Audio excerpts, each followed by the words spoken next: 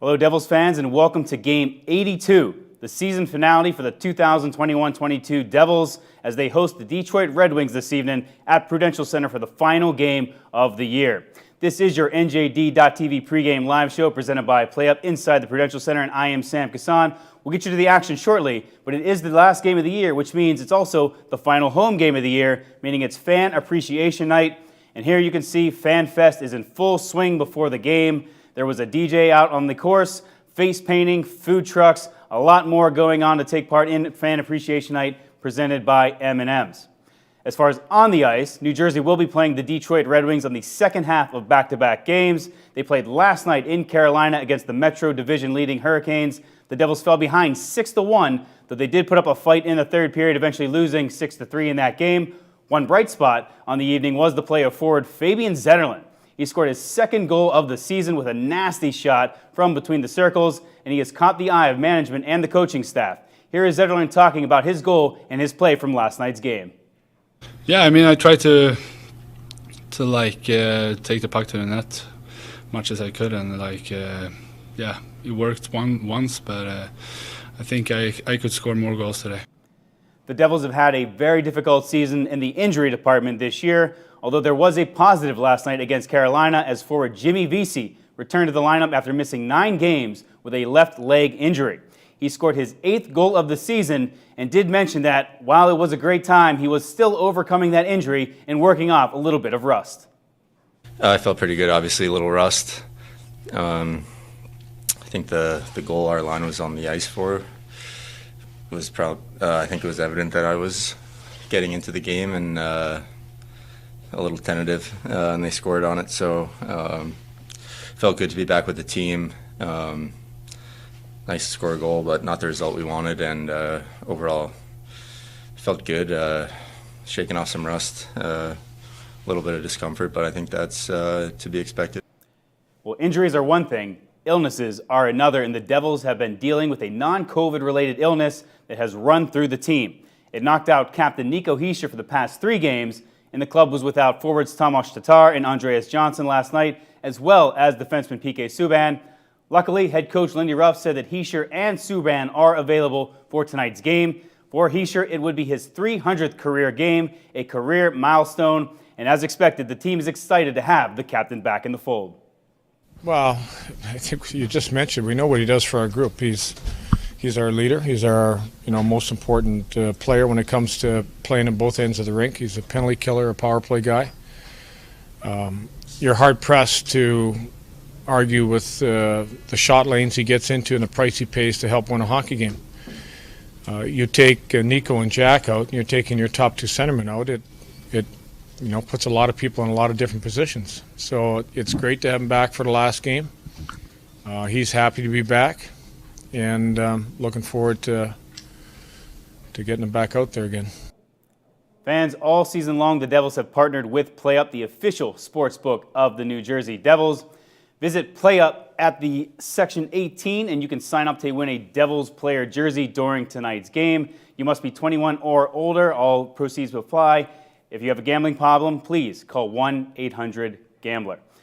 As we mentioned, tonight is Fan Appreciation Night, and warm-ups are about to begin shortly. The Devils will be wearing a new custom warm-up jersey for the game, and that will feature black and white numbers, letters, and a crest with a simplified NJ logo. The jerseys will be auctioned off after the game and will benefit Newark Day Center. But when the puck drops, the Devils will be wearing their official third jerseys. Of course, we've all become accustomed to them since they launched in November, the first official third jersey in franchise history. And here's a behind-the-scenes look at some of the most memorable moments while you're wearing that jersey this season.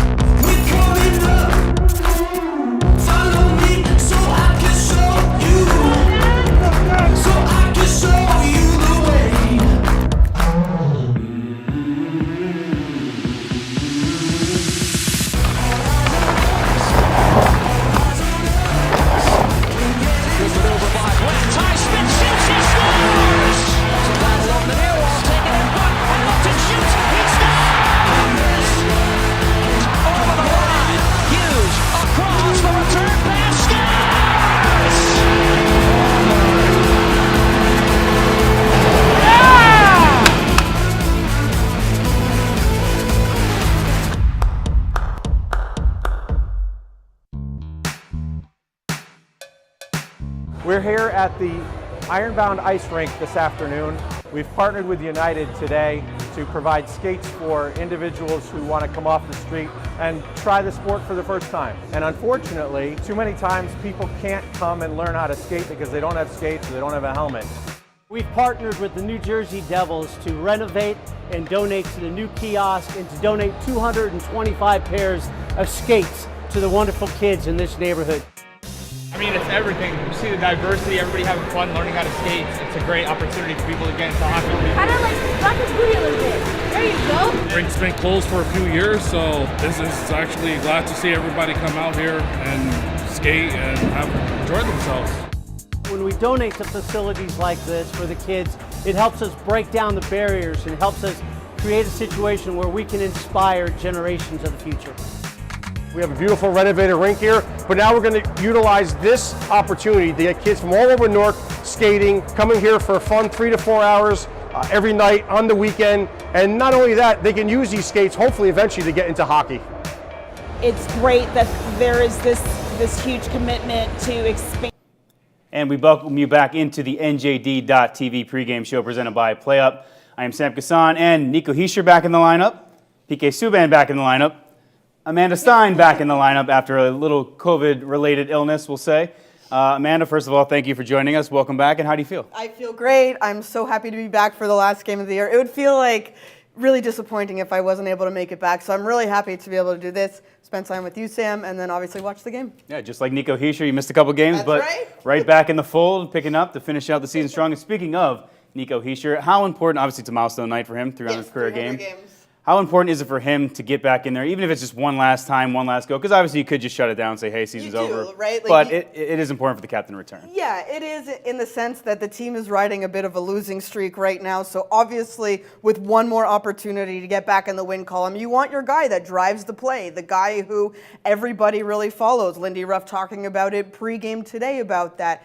You have your spark plug back in the lineup. And I think for Nico, it's important for him to be able to play that game, just to be there for his teammates. But you're right. I mean, he's healthy enough to play, so he's going to play. And any of these players, right, they just want to play. So if this is their last opportunity, away they go. And we'll see that from PK Subban again tonight. Yeah, we've got obviously a couple-month break until next season, so they want to get that last opportunity to get on the ice. And speaking of a last opportunity to get on the ice, 82-game season, obviously, the book's on most of these guys. The evaluation's in on most of these guys. One game's not going to make or break anything. Correct. But how important is this final game just for some of these guys that might get maybe a Zetterlund who gets a last chance to show what he can do, or maybe a PK Subban who, you know, he's entering a contract season, maybe wants to return, maybe wants to test the market. I mean, these games are all big for all these players, but it might be a final game, throwaway, no playoffs, but it's still very important. Well, it is, and you want to go out with that victory. And I know that there's that saying, you know, you want to go out into the offseason feeling good about yourself with a victory, that type of thing. But also I think it's about giving back to our fan base that is here, that it's, you know, by all stretches, it has been a difficult season, so you kind of want to give that back to them as well. And I think it is true, going back into the off season, feeling good about just one win, it does help, and hopefully that's what we'll get tonight against Detroit. As you can see over my shoulder, the players are taking the ice in those warm-up jerseys, and the man that led them on the ice, goaltender Mackenzie Blackwood, speaking of working his way back, this will be his last time playing in front of the fans for this season, so last time he was in the lineup at home was January 19th against Arizona. Obviously, he got one game in Ottawa that knocked a little bit of rust off, but tonight he gets one final game in front of the fans. How important is it for him to get a final game in there, and also for the fans just to see him because it's been so long, over 3.5 months? Well, that is definitely one of the things for him to be able to play in front of the home crowd. I know that was important to him, and also great to see PK Subban out there at warm-ups. But when it comes to Mackenzie, I think the most important thing is how is his body reacting to playing, having a day off, playing again, or going through a practice. I think those things are so important for him to recognize in his own body, because no one's going to be able to tell him how he feels other than himself. So for him to get 2 games in before the end of the season, pretty much in close proximity to each other, these 2 games that he's played this week, will hopefully allow him to figure out what is it I need to do this summer to make sure I come into camp at 100%, that this injury is not something that's going to continue to bother me. I think this is extremely important that not only did he get this last game of the season, but that there are two that he's had since that injury in January. And obviously testing it gets a good feel for it, and he said it does feel a lot better having gone through everything. He does feel, especially early in the year, he said it was bothering him a lot. So yeah, and I think you could see that in the Ottawa game, that he felt comfortable. You could watch him and he looked comfortable. His lateral movements in particular, up and down, those types of things. We didn't see that swiftness from Mackenzie in the first 20 some odd games that he did play at the beginning of the year, which now seems like an eternity ago, might I add. Like, I barely remembered when he was playing. But for him to have this opportunity, this is huge. And look, again, for him, I'm sure he wants that victory too. So all around, I think this is going to be a great game, hopefully going out with a bang. And we just saw Dawson Mercer there. He will officially be the only player on the roster to have played in all 82 games this season. Amazing to think about, because coming in, didn't know if he was even going to make the team. Yeah. So you don't know if he's going to make the team. Obviously, that was a lot of banter of whether he could make that jump, stick, and not only did he stick, he stuck for the whole season. But another guy who's really been breaking out, obviously Jesper Boquist has stepped up, particularly Jack Hughes has been out, and then with Nico Hischier out, Boquist's ice time has gone up, and he's really looked solid, particularly in the latter half of the year. For me, it's a really good lesson in patience. I think that there was a lot of impatience when Jesper Boquist, that is, originally came over to North America. Maybe a little bit of disappointment that he didn't show those flashes at the beginning. But again, a really good lesson in patience with your young prospects, because it really looks like Jesper in the last 2-3 months has figured it out. And I think that is a huge benefit to this team, because one of those positions that the most difficult to play is right down the middle. And if you look right now, if everyone was healthy, you'd have Nico, you'd have Jack, you'd have Mercer also plays in that role. Boquist, the options are there, and the options are young, which means hopefully on a good trajectory to the future. And mentioning Jesper Bratt, as you see him right there, career numbers across the board. Gets a goal tonight, obviously will end up as the team leader in goals, assists, and points. So what have you seen from his season and his breakout performance? I mean, just that he's broken out and he's figured it out, and he has a degree of confidence that I don't think we've ever seen from him. He's been getting that ice time. He's been, I will say one thing, though, that there was a point in the season, maybe about a month and a half ago, where it felt like he went really quiet. We didn't really see a lot of that flash that we did, but it certainly started to come back. And I think that that's just the natural progression of a season when you're playing at such a high level. My thing now is, will he be able to replicate or have something similar next year? I've always talked to Lindy Ruff. How do you know when a player is who he is? He said he's got to do it multiple seasons in a row. Yeah, consistency obviously key for that. So coming into this year, the big talk was we want to be playing meaningful games at the end of the year. Obviously, that did not happen. We can talk about the goaltending situation, injuries, everything that kind of just the craziness that has afflicted this team that put them in this position. But either way, a disappointing end to this season. And you always hate to see every season come to a close, whether it's in the playoffs and losing in a playoff series or just the end of the regular season. So how do you kind of summarize this season? I mean, you summarized it really well. It is disappointing. I go back to just what you were saying, that first day of camp, talking about playing meaningful games. It didn't just come from Tom Fitzgerald. It came from Lindy Ruff. It came from Nico Hischier. It came, all the way through the lineup. That's what everyone's goal was.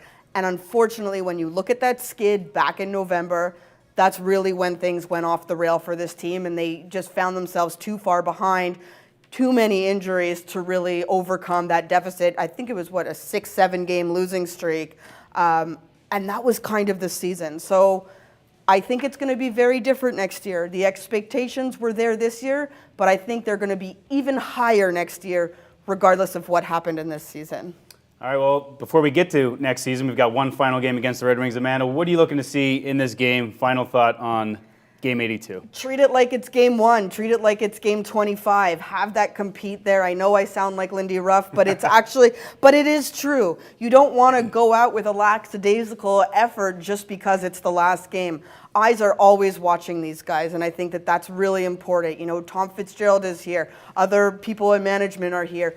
They're always watching, and you've got to have that compete right to the very end, because for some teams who are going into the playoffs, this may be Game 82, but you're just gearing up for what's coming next. And our eyes will be watching the game as well. Amanda will have a post-game report for you on the Devils website. Also, you can join us here for the Genucel post-game live after the game is over. That concludes the NJD.TV pregame show presented by PlayUp. For Amanda Stein, I'm Sam Kasan, and enjoy Game 82, everyone.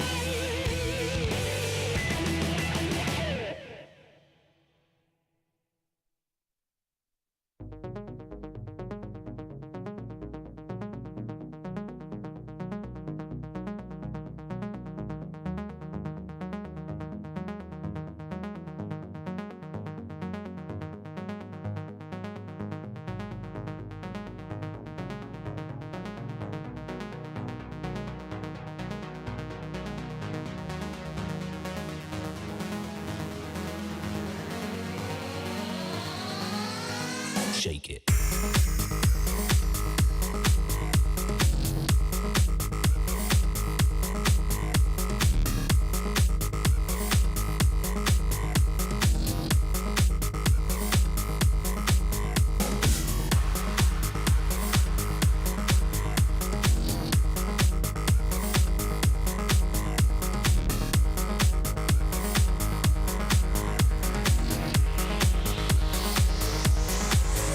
Shake it.